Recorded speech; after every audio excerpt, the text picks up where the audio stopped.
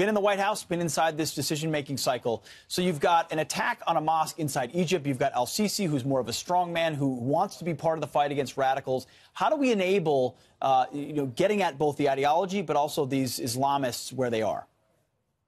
Well, Pete, the president has it absolutely right. There's two parts to this war. Number one is the kinetic part of it, the part that you're familiar with, the application of military force on target.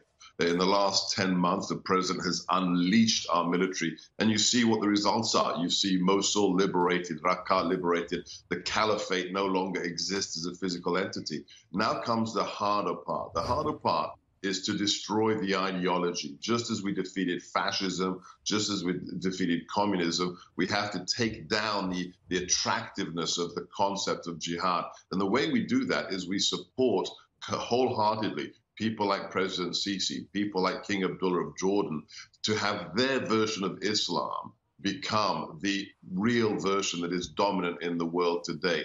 They're the people on the front line. Look at the numbers. It's not just this mosque attack. It's all over the region.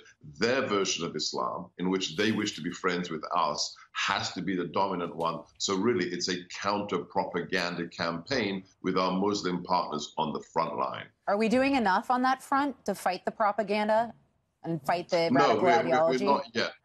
No, as I wrote in my book, we have to go back to the model we had in the 1980s under President Reagan. We had something called the Active Measures Working Group, functioning out of the interagency that went to deliberately target the propaganda of the Soviet Union. We need that same kind of White House-driven counter-propaganda push. But these tweets by the president tell you he knows what we need, but we have to build it now and build it with our Muslim partners. It'll take time, but it's absolutely essential, Lisa. Dr. Gorka, talking about building things and tweeting, the president tweeted on building the wall. Here's what he had to say. We have to get tougher and smarter than ever before, and we will need the wall, need the ban. God bless the people of Egypt. Tying all of this together in terms of his concerns on all security fronts, what say you? He's absolutely right, Griff. Look at what we've seen happen in Europe already.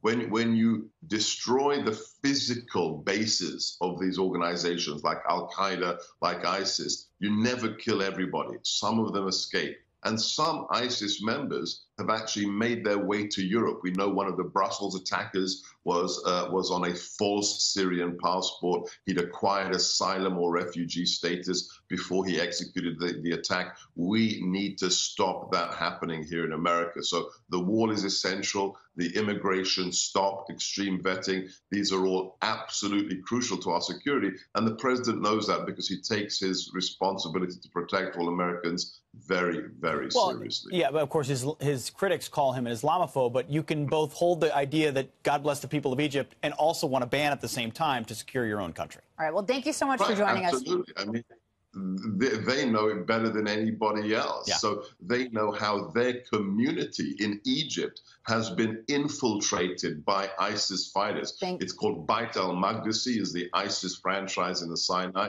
And they're doing exactly to that country what they wish to do to us and what they've done to Europe. So, yes, you can be a friend to Muslims who are on our side whilst wishing to keep extremists out of America. Thank you, Dr. Gorka.